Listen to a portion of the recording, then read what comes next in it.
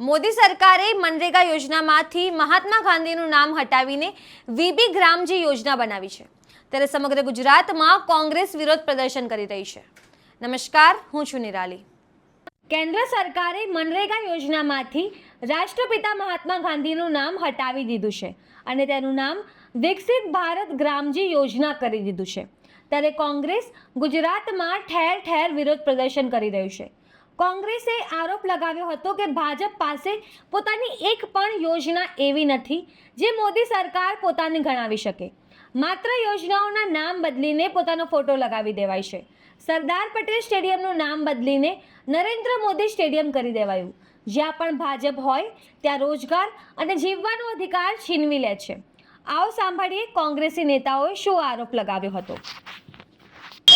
आज रोज कच्छ जिल्लाના વડા મથક ભુજ ખાતે અખિલ ભારતીય રાષ્ટ્રીય કોંગ્રેસ સમિતિ અને ગુજરાત પ્રદેશ કોંગ્રેસ સમિતિના આદેશથી મનરેગા કાયદો જે તત્કાલીન ભારતીય જનતા પાર્ટીની કેન્દ્રની સરકારે 5 દિવસ પહેલા મંજૂરી લઈ અને એને જીરામ નામ આપવાની જ્યારે વાત કરી છે અને રાષ્ટ્રપતિ પાસેથી આ બિલની મંજૂરી લીધી છે, ત્યારે કોંગ્રેસ પક્ષ આનો સખત વિરોધ નોંધાવ્યો છે અને રાષ્ટ્રપતિ શ્રી પાસે માંગ પણ કરી છે કે મનરેગા કાયદો એટલે કે રાષ્ટ્રીય ગ્રામીણ બાંહેધરી કાયદો મનરેગા 100 દિવસની રોજગારીને સુનિશ્ચિત કરવા અને ગરીબ અને મજૂર વર્ગને રોજગારી મળી રહે તેથી 2009 ની તત્કાલીન યુપીએ મનમોહનસિંહની સરકારે આ કાયદાને અમલમાં મૂક્યો હતો અને વર્તમાન ભારતીય જનતા પાર્ટી વારંવાર મહાત્મા ગાંધીજી, સરદાર વલ્લભભાઈ પટેલ, અન્ય નેતાઓના નામે કોંગ્રેસના મતો માંગી રહી છે, સંવેદનાઓ દેખાડી રહી છે, ત્યારે આજ માધ્યમથી માનનીય વડાપ્રધાન શ્રી આ કાયદાનું નામ ફેરવી અને શું સાબિત કરવા માંગે છે તે તેમને પૂછવાનું રહ્યું। કોંગ્રેસ પક્ષ આની માટે જ્વલંત આંદોલન ચલાવશે જ્યાં સુધી આ મનરેગા કાયદાનું નામ ફરીથી મનરેગા કાયદા એટલે કે મહાત્મા ગાંધી કાયદો નહીં પડે ત્યાં સુધી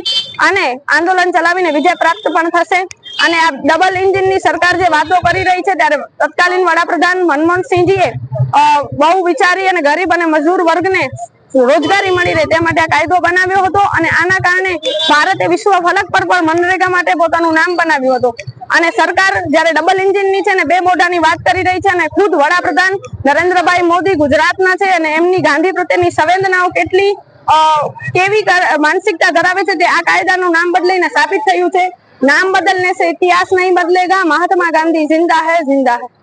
ભાજપાના ધારાસભ્યએ દબાતા સ્વરે સત્ય ઉચ્ચારી દીધું કે ભાજપાની ભૂપેન્દ્ર પટેલની સરકાર અને અગાઉ ગુજરાતમાં 30 વર્ષથી ભાજપાની સરકારના પાપે ખેડૂત ખેતીને ગામડું બરબાદ થઈ ગયા છે।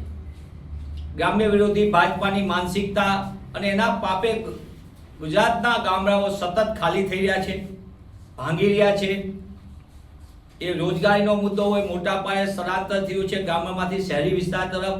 ગામડાની શાળાઓને તાળા મારવાનું પાપ 5612 જેટલી શાળાઓને તાળા મારવાનું પાપ પણ ભાજપ સરકાર કર્યું। એના કારણે ગ્રામ્ય વિસ્તારની અંદર દીકરીઓને શિક્ષણના અધિકારથી વંચિત રાખવાનું પાપ।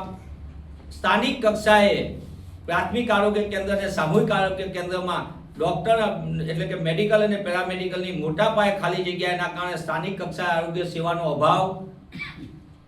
કમોસમી વરસાદની અંદર 1 લાખ કરોડ કરતાં વધુનું નુકસાન અને માત્ર 10,000 કરોડ આપીને એમાં પણ 50% કરતાં વધુ લોકોને મળ્યું નથી।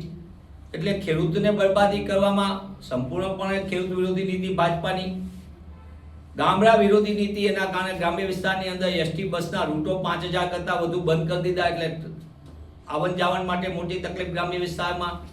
અને સ્થાનિક કક્ષાએ જીઆઈડીસી કોંગ્રેસના શાસનમાં જે સ્થપાયેલી જીઆઈડીસી એનો હેતુ જે હતો કે સ્થાનિક કક્ષાએ લોકોને રોજગારી મળે, ભાજપા સરકારે જીઆઈડીસીમાં મોટા પાયે અવ્યવસ્થાને અરાજકતા કરી અને નાના ઉદ્યોગોને મદદ ન કરવાના કારણે અને મોટા ઉદ્યોગોને અબજો રૂપિયાના લાભ આપવાના કારણે પણ ગ્રામ્ય વિસ્તારમાંથી શહેરી વિસ્તાર તરફ લોકોને આવવાની ફરજ પડે।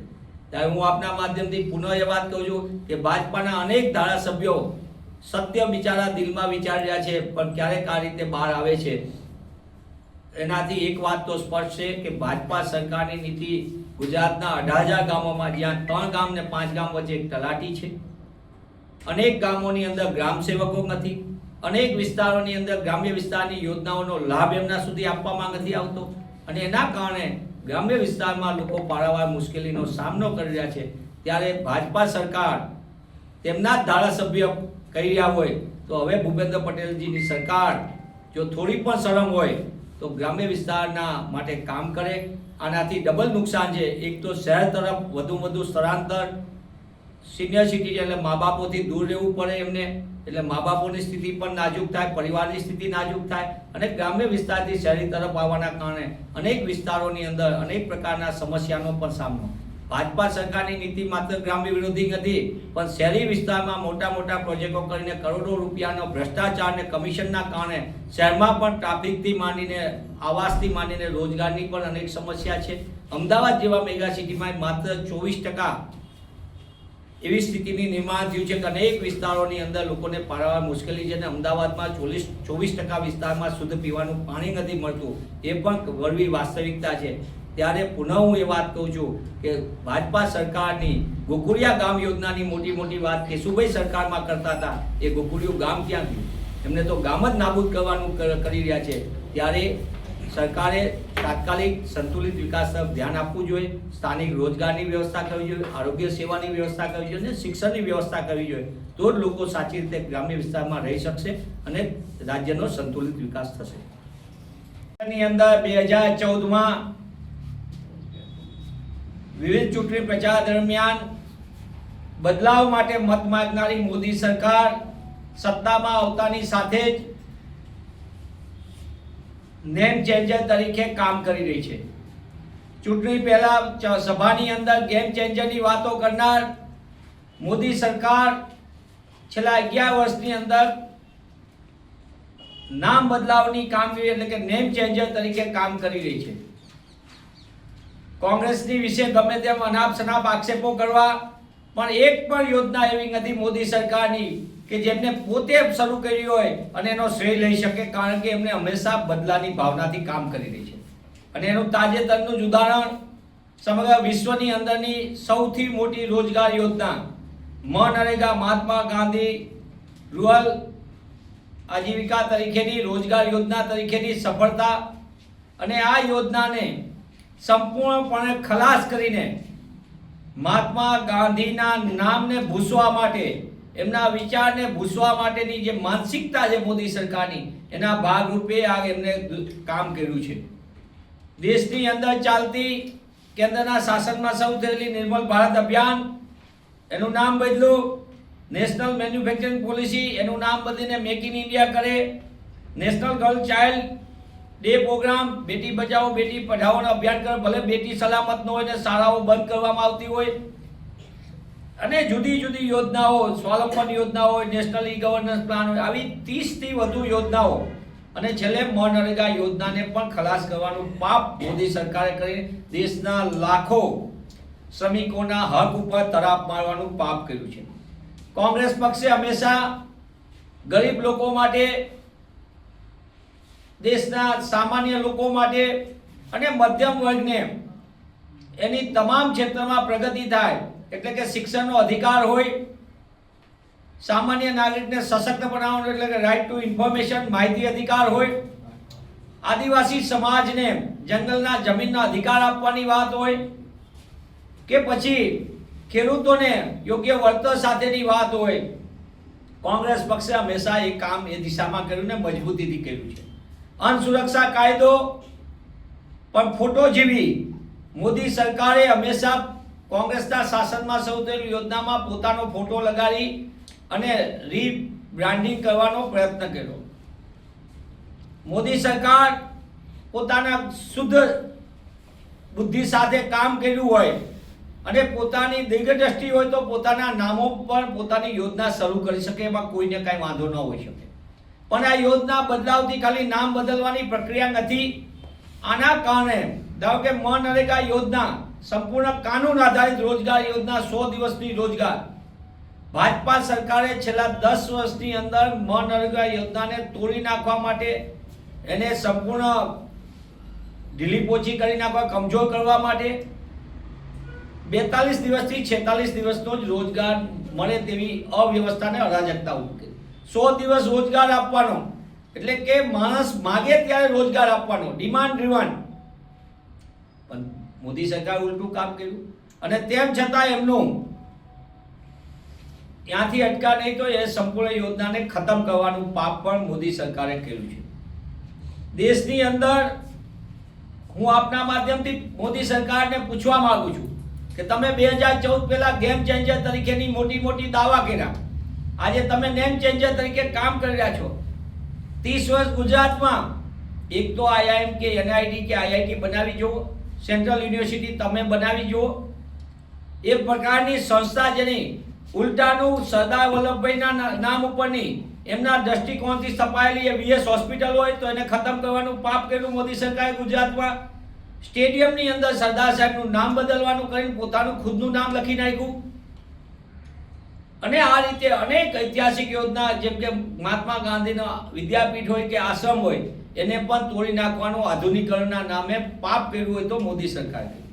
ત્યારે કોંગ્રેસ પક્ષ તરીકે અમે માંગ કરીએ છીએ કે મોદી સરકારની શુદ્ધ બુદ્ધિ સાથે તેઓ દેશના લોકોના કલ્યાણ માટે જો ખરેખર ઈચ્છતા હોય અને એમને જે 2014 પહેલા વાયદો આપ્યો હતો બદલાવ માટેનો, એના માટે નક્કર કામગીરીનો દેશની જનતા સમક્ષ હિસાબ આપે.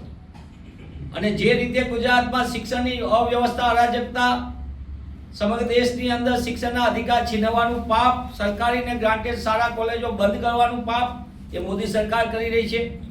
શિક્ષણ રાજ્યનો અધિકાર પણ એમની નીતિગત જોવો તો આખા દેશની અંદર એની તમને જ્યાં જ્યાં ભાજપા સરકાર છે ત્યાં શિક્ષણનો અધિકાર છીનવવાનું પાપ થાય. જ્યાં જ્યાં ભાજપા સરકાર ત્યાં જીવન જીવવાનો અધિકાર છીનવવાનું પાપ થાય. જ્યાં જ્યાં ભાજપા સરકાર ત્યાં જંગલના જમીનના અધિકાર છીનવવાનું પાપ થાય. જ્યાં જ્યાં ભાજપા સરકાર ત્યાં લોકોના રોજગાર છીનવવાનું પાપ થાય. અને જ્યાં જ્યાં ભાજપા સરકાર ત્યાં બદલાવનું કામકાજ થાય. બદલાવ માટે નહીં, બદલાવ માટેનું કામ થાય. આ એમનું અસલી ચાલચલન ચરિત્રને ચહેરો આપની સમક્ષ મૂકી રહ્યો છું. હું પુનઃ એ કહું છું કે ભાજપા સરકાર આ નામ બદલવાના કારણે દેશની તિજોરી ઉપર એક યોજનામાં ખાલી એક યોજનાની અંદર નામ બદલવાના કારણે ઓછામાં ઓછું 5,000 કરોડ રૂપિયા સરકારી તિજોરી ઉપર ભાર પડશે.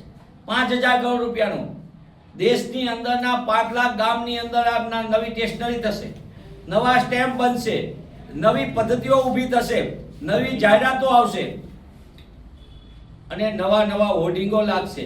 એનું બ્રાન્ડિંગ કરવા માટેનો ખર્ચ થશે અને મોદી સાહેબના કટઆઉટ લાગવા માટેનો ખર્ચ થશે. જે આપ ને મારા જેવા સામાન્ય નાગરિકો, ટેક્સપેયર નાગરિકો દેશના એના ગજવા ઉપર લૂંટ ચાલે છે. જેમ કે પેટ્રોલ ડીઝલમાં લૂંટ ચાલે છે, જેમ કે એક્સાઇઝ ડ્યુટીના નામે લૂંટ ચાલે છે, જેમ કે સેસના નામે લૂંટ ચાલે છે. અને આ દેશમાં ચાલતી લૂંટના લાભાર્થી કોણ છે? એમના ચહેતા ઉદ્યોગપતિઓ. એટલા માટે હું પુનઃ કહું છું કે મોદી સરકારને થોડી પણ શરમ હોય. એમની ઉલટી ગિનતી શરૂ થઈ ગઈ છે તો એમની ઉલટી ગિનતીમાં એ તાત્કાલિકપણે જે વચન એમને 2014માં સત્તામાં આવવા માટે કર્યું હતું ગેમ ચેન્જર તરીકેનું, એ દિશામાં નક્કર કામગીરી કરે અને નેમ ચેન્જરમાંથી તેઓ બહાર આવે.